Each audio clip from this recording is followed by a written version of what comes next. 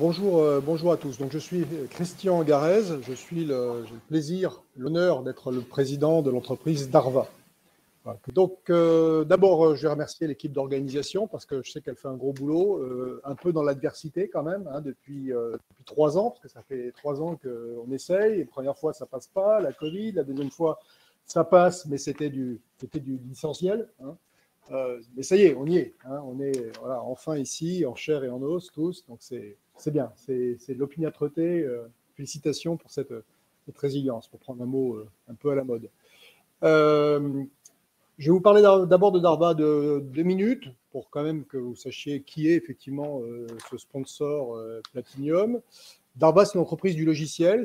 En fait, c'est un éditeur de plateforme. C'est une entreprise qui a une particularité, c'est qu'elle travaille pour le secteur de l'assurance. Ici, ce n'est pas une particularité, mais compte tenu de notre métier, c'en est une, puisqu'en fait, nous avons la chance d'avoir la quasi-intégralité des assureurs qui sont branchés sur notre plateforme. Pourquoi? Parce qu'on a un métier qui est finalement assez simple à expliquer. Nous avons comme responsabilité d'être l'intermédiaire entre les assureurs et ceux qui interviennent lorsqu'il y a des sinistres, qui sont la communauté des réparateurs automobiles, si je parle d'automobile, des artisans dans le domaine de l'habitation ou les experts.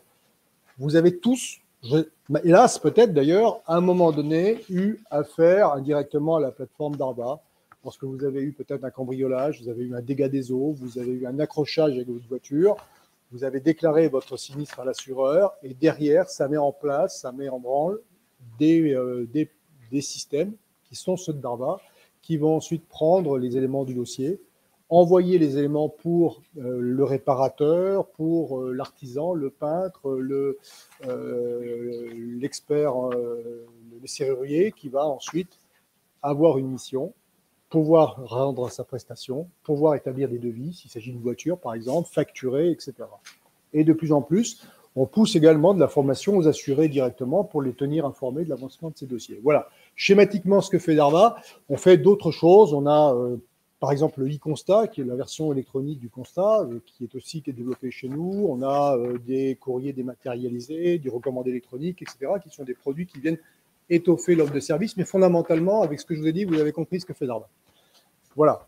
Alors, pourquoi est-ce qu'on est là et pourquoi est-ce qu'on est sponsor Platinum? C'est assez simple. D'abord parce qu'on croit dans l'investissement et dans la dynamique du territoire. Hein. On est ancré depuis 33 ans sur le territoire, 34 maintenant. Nous avons été effectivement créés à l'origine par un premier assureur, la Massif, et puis d'autres ensuite qui sont venus au capital.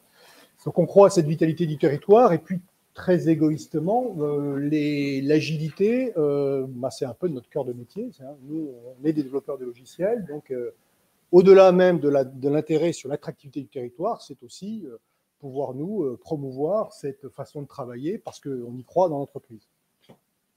Alors, si je dis un mot d'ailleurs de ce que c'est que l'agilité pour nous, on a commencé en 2015, donc on commence à avoir un tout petit peu de recul. Alors, on ne prétend pas être des cadors de l'agilité, mais enfin, on a un petit peu maintenant de recul là-dessus. Ce qui me paraît important de dire aujourd'hui, et je crois que la thématique, c'est quand même un peu l'humain, sa place, comment il absorbe, comment il épouse la cause de l'agilité. Ce qui ressort pour nous, c'est que d'abord, je dirais, c'est un processus lent pour aller vite, si vous me le permettez. L'agilité, ça permet effectivement d'aller très vite, d'être très efficace. Mais c'est long à régler, c'est long à mettre en place. Sûrement qu'ils en parleront beaucoup mieux que moi cet après-midi et demain, mais ça demande un petit peu de doigté dans sa mise en place. Parce que ce n'est pas une technique qu'on applique, c'est d'abord un état d'esprit, pour moi, et un état d'esprit, ça se cultive dans la durée. Il faut changer ses mentalités, il faut travailler différemment, et ça peut prendre pas mal de temps.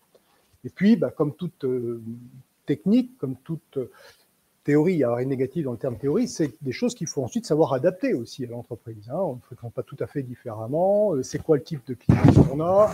Est-ce que ça va vraiment marcher dans le métier que je fais? Et nous, ce qu'on a observé, c'est qu'on a mis du temps parfois à trouver ces réglages, mais une fois qu'ils sont en place, c'est très puissant. On a, par exemple, qu'est-ce qu'on observe au-delà de l'efficacité vis-à-vis du client, etc. Je ne vais pas reprendre tout ce que vous savez déjà par cœur, mais C'est par exemple, et ça ce sont des effets indirects, et c'est là-dessus que je voulais m'arrêter 2 minutes, c'est par exemple dans l'intégration de nouvelles ressources.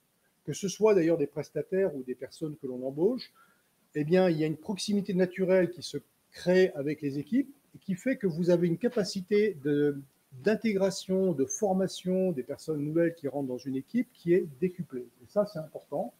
Parce que naturellement, les gens travaillent en équipe, parce que les gens travaillent en proximité, parce que voilà, il y a de l'entraide, parce que c'est construit comme ça. Donc ça, c'est un véhicule puissant. Après, ce que je voudrais dire aussi, c'est qu'il faut être, quand vous mettez ça en place, il faut être dur sur les principes, mais assez souple sur l'ambition. Je prendrai l'image de la course à pied. Vous mettez la course à pied, c'est très bien, je vous le recommande. Il ne faut pas évidemment vous lancer dans un marathon. Il faut commencer par un 5 km. Mais il faut tout de suite s'échauffer, il faut boire, il faut s'étirer. Il y a des principes incontournables. Il faut tout de suite les mettre en place, même si on ne fait que 5 km. Et petit à petit, on va augmenter la distance. Alors, appliquer à nos projets, ça veut dire ne pas commencer sur un projet énorme, un petit projet, ne pas choisir un projet avec de trop gros enjeux, parce que si jamais ça ne se passe pas tout à fait bien la première fois, ça aura plus de conséquences, évidemment.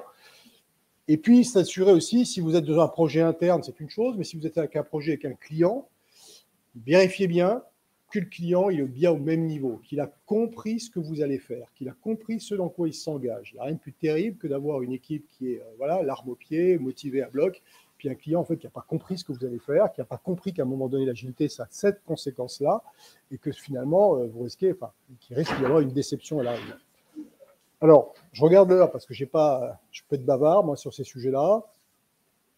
Donc voilà, l'agilité pour nous, voilà, c'est maintenant, ça y est, c'est en place, ça produit vraiment de beaux effets pour ceux que je viens de décrire, et on continue à investir dans ce domaine, évidemment.